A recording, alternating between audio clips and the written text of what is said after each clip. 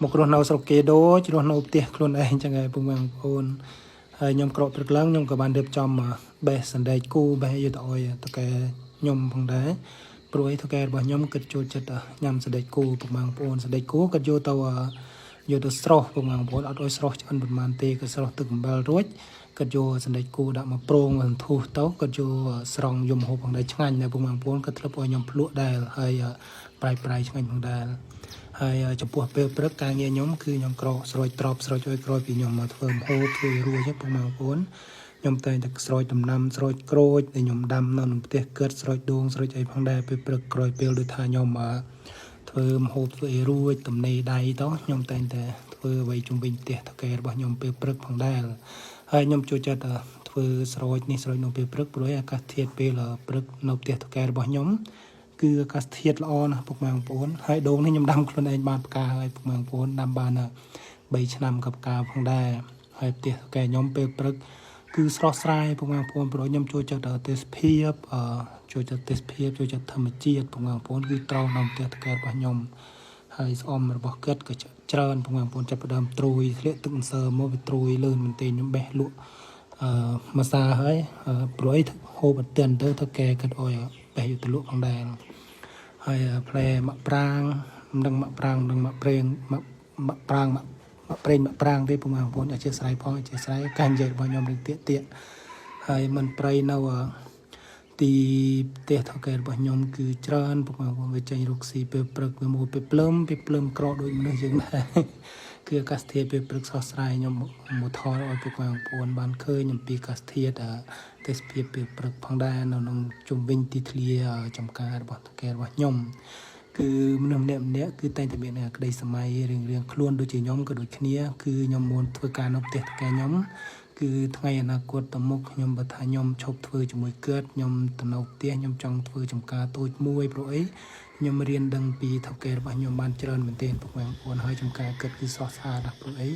បានខ្ញុំមើលថែកើតកាត់ស្លឹកចេកតែងស្លឹកចេកអាណាដែលងើបទុកតែស្លឹកចេកខៀវបងប្អូនដល់ពេលយើងថែកាត់ស្មៅបានល្អទៅមើលទៅវាស្រស់ស្រាយអត់មានស្លឹកចេកងើបអត់មានស្លឹកចេកលើងបងប្អូនហើយខ្ញុំក៏រៀបចំស្រួយទឹកសណ្ដែកឲ្យថៅកែរៀបចំបេះសណ្ដែកឲ្យថៅកែផងដែរសណ្ដែកតែ3រោងទេពុកម៉ែបងប្អូនគឺផ្លែច្រើនមែនទែនផ្លែឡើងពេះពុកម៉ែបងប្អូនហូបអត់ទឿនតែយកឲ្យថៅកែផងខ្ញុំផងថៅកែក៏ចិត្តល្អក៏ថាមកគូនឯងបេះសណ្ដែកគូនឯងយកមកឲ្យម៉ែផងខ្ញុំក៏តែងតែបើឲ្យគាត់ប្រាប់ទេពុកម៉ែបងប្អូនខ្ញុំតែងតែបេះទៅឲ្យគាត់ផងដែរក្រោយពីរៀបចំនេះនោះរួចខ្ញុំថៅកែក៏បានបបួលខ្ញុំមកយកវីសានៅក្រៅផងដែរពុកម៉ែបងប្អូនថ្ងៃនេះគឺវីសាគេបានផ្ញើមកក៏បានជួបបងស្រីជនជាតិខ្មែរយើងគិតក៏បានហៅខ្ញុំផងដែរអរគុណច្រើនបងថាបងឃើញវីដេអូនេះបងខមមិនខ្ញុំផងហើយក្រោយពីយកវីសារួចតកែគិតក៏បានបបួលមកញ៉ាំបាយផងដែរញ៉ាំបាយក្នុងហាងគេគិតក៏បានទិញនំបងអែមរបស់ថៃឲ្យខ្ញុំហូបផងដែរបងប្អូនឲ្យខ្ញុំ3ប្រអប់4ប្រអប់ផងដែរតកែខ្ញុំគិតតែងតែគិតហូបអ្វីគឺកូនចៅគិតហូបនឹងផងដែរបងប្អូនគឺតកែខ្ញុំគិតចិត្តល្អណាស់ក៏ដែលស្ដាយរឿងលុយកាក់របស់គិតទេព្រោះអីមកពីតង្វើយើងនឹងបងប្អូនហើយក្រោយពីញ៉ាំបាយញ៉ាំអីរួចថៅកែគិតក៏បានបើកឡានទៅផ្ទះវិញបងប្អូនគឺទីធ្លាផ្លូវទៅផ្ទះគឺនៅខាងភ្នំធំនៅខាងខោយ៉ៃគឺស្ពូភ្នំហើយមានដំរីមានអីនេះដំរីគេចិញ្ចឹមហើយជួរនេះមានដំរីព្រៃមានអីច្រើនបងប្អូននេះដំរីគេយកមកចិញ្ចឹមដើម្បីឲ្យអ្នកដោយថាអ្នកមកដល់លេងឃើញដំរីផងដែរហើយគិតក៏បានបើឡានឲ្យខ្ញុំថតនៅទេសភាពកន្លែងហ្នឹងផងដែរគឺកន្លែងToscana ផងគេផងដែរគឺកន្លែងហ្នឹងគឺគេធ្វើផ្ទះរបៀប style អឺរ៉ុបយូរ៉ូបងប្អូនគឺស្អាតមែនទែនហើយខ្ញុំថតក្នុងឡានទៅវាអត់បានថតអស់ផងដែរបងប្អូនថតបានតែខាងមុខថតចំហៀងទៅវាទើសឡានមើលអត់ស្អាត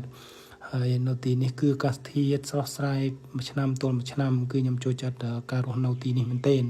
កាលមុនខ្ញុំធ្វើការនៅខាងជុនបុរីធ្វើការសំណង់បងប្អូនអើយហាលក្តៅវល់ងាយតែពេលមកនៅជាមួយតកែខ្ញុំគឺស្រូបតែអាកាសធាតុល្អរាល់ថ្ងៃហើយផ្លូវនេះគឺផ្លូវទៅផ្ទះមកជួបផ្ទះតកែផងដែរបងប្អូនគឺផ្លូវថ្នល់ក៏ស្អាតទេសភាពក៏ស្រស់ស្រាយសម្បូរបងប្អូនខ្មែរយើងក៏ធ្វើការនៅម្ដុំនេះណាបងប្អូនព្រោះឯកាត់មកกับអំពៅដកដំឡូងឲ្យផងដែរច្រើនណាស់ទៅតាណាក៏ជួបបងប្អូនខ្មែរយើងផងដែរបងប្អូនហើយខ្ញុំមានរឿងមួយចង់ផ្ញើពុកម៉ែបងប្អូនមួយរឿងគឺខ្ញុំធ្វើ ធ្វើ YouTube ហើយពុកម៉ែបងប្អូនអាចទៅចុចមើលបានឈ្មោះ YouTube ខ្ញុំដូចឈ្មោះ page ខ្ញុំផងដែរ